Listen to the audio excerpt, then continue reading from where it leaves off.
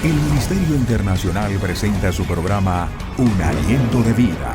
El Espíritu de Dios me ha hecho y el aliento del Todopoderoso me da vida. Job 33:4. Una palabra de poder y unción que llenará tu espíritu. Con ustedes, el pastor Jorge Enrique Gómez. Bienvenidos. Esos tres carriles que van por una sola vía, en un comienzo iban en forma descendente. Iban hacia el cielo. Iban hacia una morada eterna, Dios con el hombre. Dios habitando con el hombre en el huerto del Edén. Pero el hombre quiso hacer su propio camino e irse en contravía de Dios y de Cristo. Así que el hombre comienza a alejarse cada día de lo que Dios había planeado para él. Quizás eso te está pasando. Dios ha planeado algo para ti, pero tú vas en contravía a lo que Dios ha planeado y has hecho tu propio camino. Y en ese propio camino, pues se han tenido que cruzar dos líneas que yo le decía a quien hoy me atendía, que es conductor. Tú sabes lo que significan las dos líneas. Dos líneas color amarillo significan que no se puede salir de su vía porque hay otra vía que, aunque está en el mismo lugar, va en contra de la tuya. Y eso lo explica Isaías, capítulo 59, versículo 2. ¿Qué dice la Biblia? Pero vuestra iniquidad ha hecho división entre vosotros y vuestro Dios. Y vuestros pecados han hecho ocultar de vosotros su rostro para no oír. Mira que tu actuar es el resultado de tu alejamiento de Dios. Hoy Él te pide que te acerques nuevamente, porque cuando tú te acercas, tu actuar ve la presencia de Dios y sale huyendo. No tú, sino tu actuar. Hay personas que confunden que por su actuar Dios les va a amar o no. No, Dios te ama a ti, pero no tu actuar. Pero la ventaja y la bendición tan grande es que cuando tú llegas a Dios, Él quita ese actuar para que tú lo conozcas. Y una vez lo conozcas, puedas ir en la vía que Él te ha hecho. Me gusta esta versión de la Biblia, el mensaje. Me fascina. Mira lo que dice esta versión del mismo Isaías, capítulo 59, versículo 1 y 2. Dice así la Biblia. Mira, escucha. El brazo de Dios no ha sido amputado, todavía puede salvar. Mira, escucha, el brazo de Dios no ha sido amputado, todavía puede salvar. Los oídos de Dios no están tapados, todavía puede oír. Hoy Dios te dice, mis oídos te pueden escuchar. No importa la condición en que tú estés, yo te puedo escuchar. ¿Por qué? Porque dice, sus vidas equivocadas causaron la división entre usted y Dios. Tus pecados se interpusieron entre ustedes para que Él no los escuche. Pero si tú te acercas a Él, déjame decirte que tu pecado se va. La respuesta del hombre, ¿cuál fue? La respuesta a ese pecado, hacerse un ídolo, hacerse algo representativo, no a Dios, sino algo que le representara a Dios. Y esto lo describe Primera de Corintios, capítulo 8, versículos 5 y 6. Dice, pues aunque hayan algunos que se llamen dioses, con D minúscula, sea en el cielo o en la tierra, como hay muchos dioses y muchos señores. Para nosotros, sin embargo, solo hay un Dios, el Padre, del cual proceden todas las cosas, y nosotros somos para Él, y un Señor, Jesucristo, por medio del cual son todas las cosas, y nosotros por medio de Él. Dime si no hay sabiduría. Hay sabiduría. Hay sabiduría que Dios colocó el mediador, y ese mediador, Jesucristo, en nuestra naturaleza. No fue algo por allá lejano, como tratándose de un rico acercándose a los pobres. No. Que cuidado me tocas, que mi sola presencia hace que te sientas mal. No. Él se despojó de todo y se hizo uno, un pobre, como tú y como yo. Y hablo de pobreza porque perdimos la gloria de Dios. Perdimos la esencia de Dios. Pero Cristo ha venido a rescatarla. Cristo ha venido a que nos identifiquemos con Él.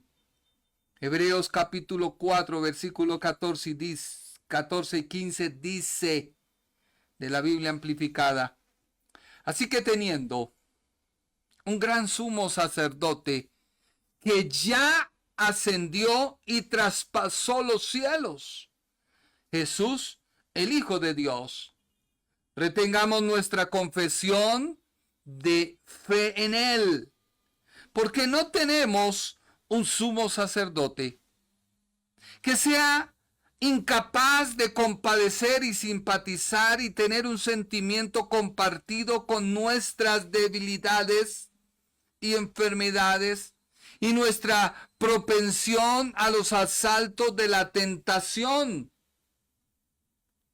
sino uno que fue tentado en todo según nuestra semejanza, pero que fue tentado en todo según nuestra semejanza. Mira que Cristo se hizo como usted y como yo. Y lo hizo para que hubiera una identidad, no un rechazo, un acercamiento.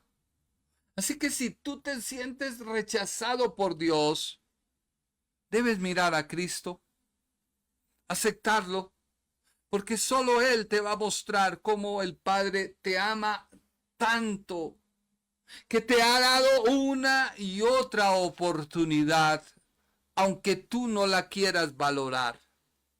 Te ha dado una y otra oportunidad, aunque tú no la quieras asumir.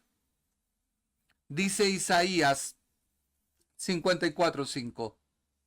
Isaías 54:5 dice: porque tu marido es tu hacedor, Jehová de los ejércitos es su nombre, y tu Redentor, el Santo de Israel, Dios de toda la tierra, será llamado. Dios está diciendo a través del profeta Isaías que el Redentor, el Santo de Israel, Dios de toda la tierra será llamado, porque era designado que Jesucristo se hiciera como usted y como yo. Dime si no hay sabiduría, prudencia, que Cristo se hiciera semejante a nuestra naturaleza. Mira todos estos pasajes que nos muestran y nos resaltan. Leámoslo. Isaías 53:9. Y se dispuso con los impíos su sepultura, mas con los ricos fue en su muerte, aunque nunca hizo maldad ni hubo engaño en su boca. Segunda de Corintios 5:4. Al que no conoció pecado, por nosotros lo hizo pecado, para que fuésemos hechos justicia de Dios en él. Filipenses 2:7. Sino que se despojó a sí mismo, tomando forma de siervo, hecho semejante a los hombres. Hebreos 2:18 dice, pues en cuanto él mismo padeció, siendo tentado, es poderoso para socorrer a los que son tentados. Y primera de Pedro 5:22 dice, el cual no hizo pecado, ni se halló engaño en su boca. Y por último, primera de Juan 3:5. Y sabéis que él apareció para quitar nuestros pecados, y no hay pecado en él. Así que Jesús establece el modelo de la obediencia y lo establece para decirte, mira, yo fui como tú. Me despojé de todos mis atributos, omnisciencia, omnipresencia, omnipotencia, porque me acerqué a ti para que tú me mires a mí, me conozcas a mí y cambies el rumbo de tu vida. Muchos cristianos pecan, cometen errores porque no conocen a Cristo. No saben quién es su Señor. Lo ven tan lejos porque está en este momento en el cielo que no pueden tener la remembranza o la seguridad de que Él está cerca. Así que Él vivió las mismas leyes que tú y yo vivimos. Y Él las vivió para que nosotros no estuviéramos obligados a vivirlas, porque Él las vivió. Pero hubo algo que le mantuvo a Él no pecar. Porque Él sabía que el pecado aleja a la presencia de Dios de la vida. El pecado. Por ello, es mejor que no peques. La gracia es no dar algo a cambio. No, tú no das nada, Dios lo da todo. La gracia se ve tan fácil que alguien dirá, licencia para pecar. No. Si tú conoces a la gracia, no puedes pecar. Porque Cristo se hizo real, se hizo manifiesto. Es la gracia de Dios manifestada al hombre. Pero no pecó. Y mira lo que él mismo dijo acerca de lo que tú y yo debemos decir. Mateo capítulo 3, versículo 15. Jesús le responde a Juan el Bautista, deja ahora, porque así conviene que cumplamos toda justicia. O sea, él le dijo, mira, yo vine a obedecer. Mi trabajo en la tierra es obedecer. Mi trabajo en la tierra es decir sí. Soy mayor que usted, Juan, sí, pero debo cumplir y obedecer y someterme a la ley para que yo cumpliéndola pueda darle libertad a aquellos que hoy vivimos sin esa ley. Mira lo que dice Juan capítulo 5, versículo 19. Juan 5, 19. Respondió entonces Jesús y le dijo, de cierto os digo, no puede el Hijo hacer nada por sí mismo, sino lo que ve hacer al Padre. Porque todo lo que el Padre hace, también lo hace el Hijo igualmente. Leamos Juan 5:30. No puedo hacer nada por mí mismo, si no oigo, así juzgo, y mi juicio es justo, porque no busco mi voluntad, sino la voluntad del que me envió, la del Padre. Y Juan 8:38 dice, yo hablo lo que he visto cerca del Padre, y vosotros hacéis lo que habéis oído acerca de vuestro Padre. Y Juan 9:4, me es necesario hacer las obras del que me envió. Entre tanto que el día dura, la noche viene, cuando nadie puede trabajar. Así que hay sabiduría cuando tú entiendes que vas en el camino, en el carril de Cristo. Y que Cristo va al frente tuyo. Y que tú vas mirando a Cristo. Porque así como Cristo miró al Padre y obedeció, miró al Padre y cumplió, miró al Padre y no pecó, si tú y yo miramos a Cristo, podemos obedecer. Podemos no pecar.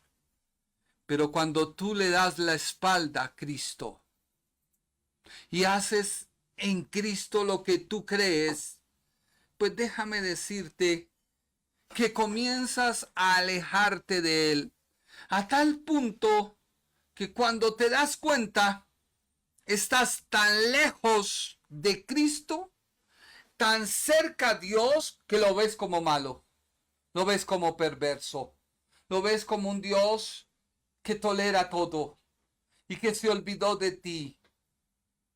Y el problema es que tú quedaste solo con tus propias cosas.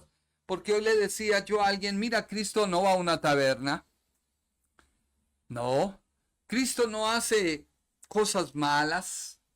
No, Él no roba, Él no piratea, Él no hace cosas que aparentemente son buenas. Porque el camino al hombre le parece correcto, pero su final es camino de muerte. Por eso Dios te dice, yo soy el camino, yo soy la verdad, yo soy la vida. El que cree en mí, aunque esté muerto, vivirá. Por eso mira a Cristo, mira a Cristo, míralo a Él, no vayas por la vía de Cristo en tu propia voluntad. Dice la Biblia que hay sabiduría y prudencia porque Cristo murió y murió la muerte para expiar nuestros pecados. Primera de Corintios, capítulo 15, versículos 16 y 17. Y ya vamos llegando a mi pregunta. Yo hice una pregunta.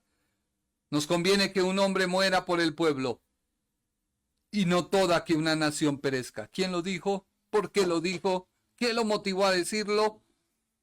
Ya vamos para allá. No te pierdas. ¿Quién lo dijo? Leamos Primera de Corintios, capítulo 15, 16 y 17. Porque si los muertos no resucitan, tampoco Cristo resucitó. Y si Cristo no resucitó, vuestra fe es vana. Aún estáis en vuestros pecados. O sea que Cristo muere. Yo lo sigo a Él. Y Él me conduce a una muerte de mi naturaleza humana. Porque me lleva al Padre. Si yo miro a Cristo y estoy en la gracia y digo que estoy andando en la gracia, miro a Cristo porque Él me conduce a una muerte de mi naturaleza. Y me conduce a una muerte de mi naturaleza porque Él va camino ¿a dónde? Al Padre. Y en el Padre hay vida. Y la vida de Cristo comienza a fluir en mí de tal manera que esa vida comienza a matar mi naturaleza de pecado. ¿Sí me he hecho entender? Era necesario que Él muriera. ¿Por qué? Juan 11, 49 y 50. ¿Qué dice la Biblia? Juan 11, 49 y 50.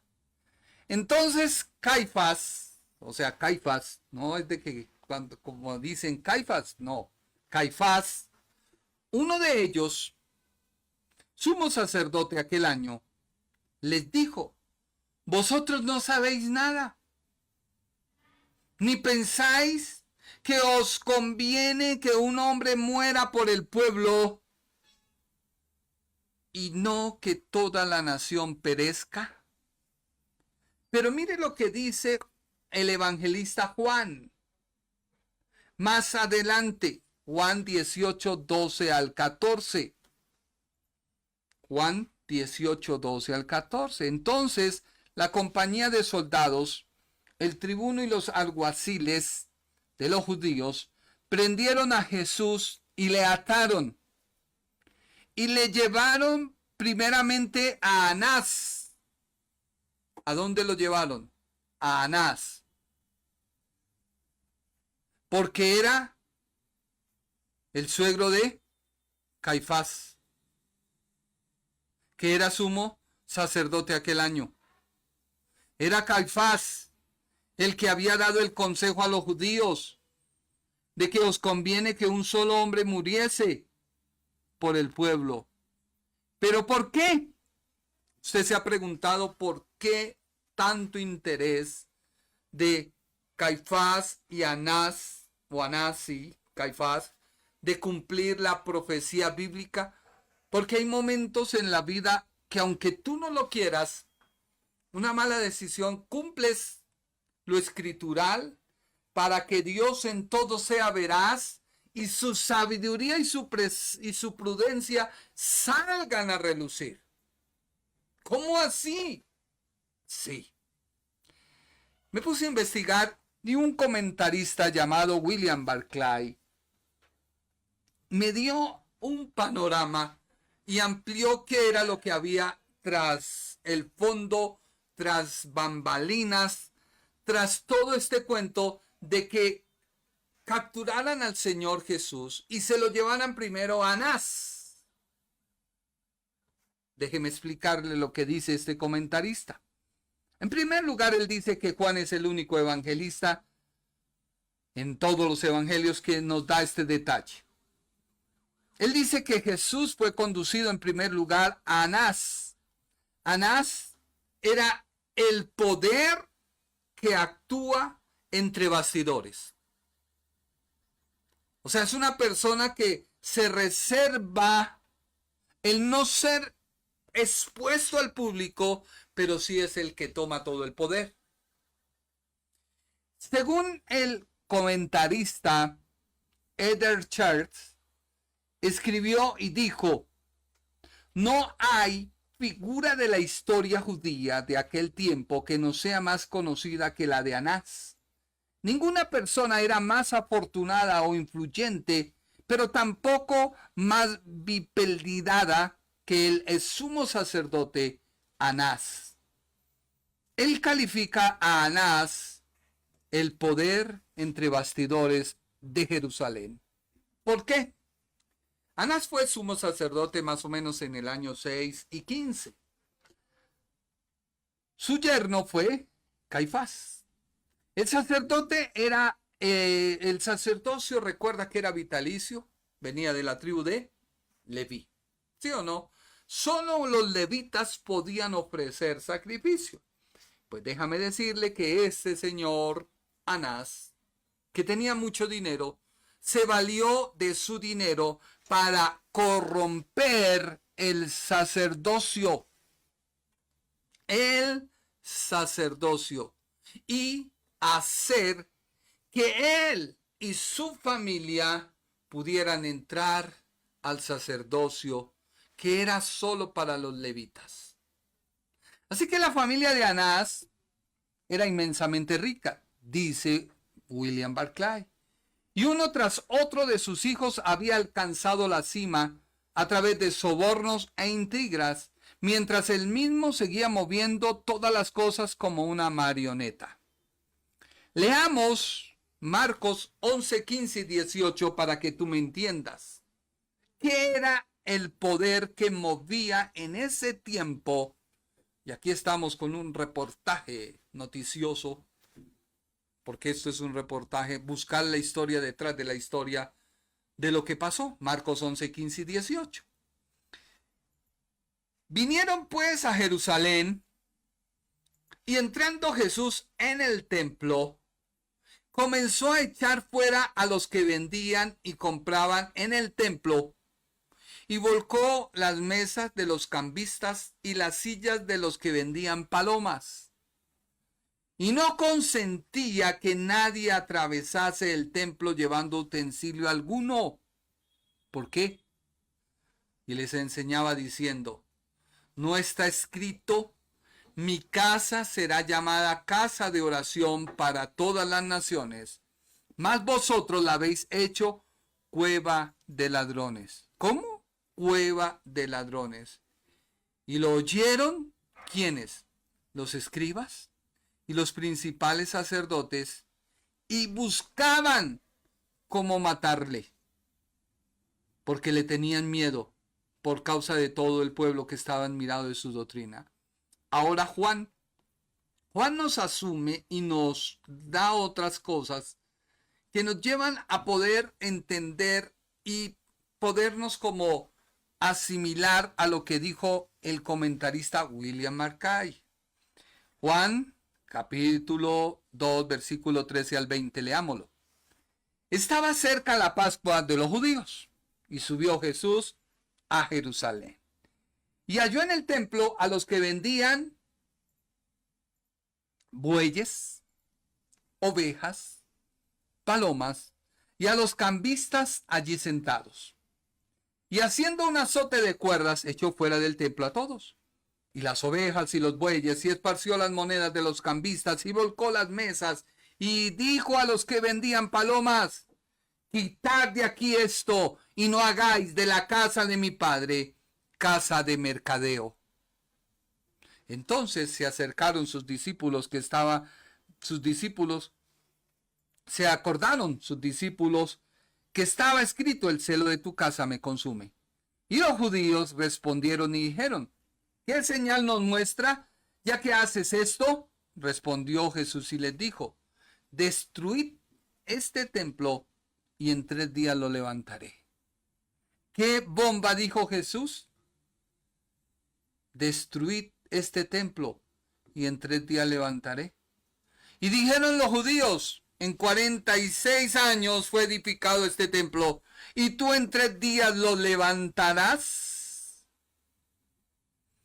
Mas él le hablaba del templo de su cuerpo. Así que el negocio que se movía en el templo era el rechazo que se hacían a las ofrendas. Al templo se llevaba un buey, una paloma, una oveja, una ofrenda. Pero previamente, antes de entrar, se hacía como un filtraje donde se le decía a la persona, mira, tú traes esto como ofrenda, déjame revisarlo, porque si tú la traes y no pasa, vas a perder tu tiempo, tu dinero y vas a perderlo todo. Y ellos decían, no pasa. ¿Y no pasa para qué? Para que dentro del templo compraran bueyes, ovejas y palomas. Y el problema que siempre ha surgido es que en los lugares de prestigio y de renombre, si tú compras una gaseosa que vale por fuera 2,000, allí libremente podrá valer 10,000. ¿Por qué? Porque estás en el sitio exclusivo, porque aquí las cosas valen más, y si tú tienes el capital, bien, y si no, te fregaste. Esto lo habla un historiador, no la Biblia. Anás y Caifás no eran comerciantes, sino desarrolladores. Todas las víctimas que se ofrecían en el sacrificio en el templo tenían que ser libres de mancha o defecto. Había inspectores que lo comprobaban. Si se trataba de un animal fuera del templo, se podía estar seguro que encontraría algún fallo. De esa manera se obligaba al fiel a comprar en el templo la víctima que quisiera ofrecer, ya que había pasado la revisión y no había peligro de que fuera rechazada por el sacerdote. Eso habría sido conveniente y de ayuda. Si no fuera así, el templo no tendría que percibir todas esas ganancias. Todo el negocio era una desvergonzada explotación. Tanto así que un comentarista no cristiano, escritor paralelo al tiempo de Jesús, llamó a Anás el bazar de Anás, porque era propiedad de su familia, y la manera en que Anás había amasado su fortuna. Los mismos judíos odiaban a la familia de Anás. Eso está en un escrito histórico, no bíblico. Hay un texto en el Talmud que dice: ay de la casa de Anás, ay de su silbido de serpientes, son sumos sacerdotes, sus hijos son los tesoreros del templo, sus yernos los guardias del templo, y sus criados arremeten contra los fieles a garrotazos. Anás y su familia eran célebres. Así que ya tú puedes entender qué le causó a Anás cuando el Señor sacó a aquellos mercaderes del templo. Buscaban matarlo. Pero aún peor, su fuente de ganancia se vería perjudicada. ¿Por qué? Porque Jesús dijo que iba a destruir el templo. Pero no hablaba de esa edificación, hablaba de su cuerpo. Pero ellos no lo entendieron así. Por lo tanto, toma valor, ¿sí o no? Juan, capítulo 18, versículo 12 al 14. ¿Qué dice? Leámoslo por última vez. Entonces, la compañía de soldados, el tribuno y los alguaciles de los judíos prendieron a Jesús y lo ataron. Y le llevaron primeramente a Anás, porque era suegro de Caifás. O sea que había motivos de Anás y Caifás de dar muerte al Señor. Sí. ¿Cumplieron la escritura? Sí. Porque vuelvo y te digo, no es que Dios haya predestinado a alguien para que hubiera hecho eso. No es que Dios dijo, bueno, Anás y Caifás, ustedes van a ser, les tocó, hermanitos, por suerte o no, yo soy Dios. No, no, no, no, no, no, no. ¿Qué actitud hay en ti que te lleve a cumplir la palabra? Y que a su vez tú llegues a hacer la sabiduría y la prudencia de Dios para exaltar su plan. Judas fue otro. Yo me imagino que Judas, Anás, Caifás, ahí en su charla, no, pero es que imagínese, dijo, yo me imagino Judas diciendo, no, es que imagínese, Anás y Caifás, ese Jesús dijo que nos iba a liberar. ¿Y sabe qué? No tiene armas, no tiene ejército. Y lo único que hace es el amor. Ay, te humillaron, pon la otra mejilla. Lleva una carga, llévala dos. ¿Qué va a hacer? Lo que va a hacer ese Jesús es traernos problemas, porque si los romanos se dan cuenta, pues nos van a destrozar a todos. Entonces, yo se los puedo vender. Y ellos dijeron, bueno, véndenoslo. Y acordaron su precio. Es la historia narrada por Jorge Gómez. Lo que quiero decir es que hay actitudes en tu vida que no son las correctas. Tú puedes hacer lo correcto, sí, tú puedes ayunar, el ayuno está para realizarse la oración, pero no para lograr algo. No, el ayuno y la oración se hizo para poderme meter más con Dios, hacer que mi naturaleza se desborone y pueda meterme con Él, acercarme con Él. ¿Y la oración tiene poder? Sí, la oración tiene poder. No hay oraciones que no hayan sido contestadas. ¿Pero qué te motiva? ¿Harás algo con una motivación incorrecta cuando la actitud no es correcta? ¿O una motivación correcta con la actitud no correcta? Hay sabiduría y hay prudencia en el plan de Dios. Espero que este programa haya sido de bendición a tu vida. Muchas gracias por prestarnos su atención. Que Dios te bendiga. Que Dios te guarde. El Ministerio Internacional presentó su programa Un Aliento de Vida. Venid a mí los que estáis trabajados y cargados, y yo os haré descansar. Mateo 11:28. Un aliento de vida. Una palabra de poder y unción que llenará tu espíritu.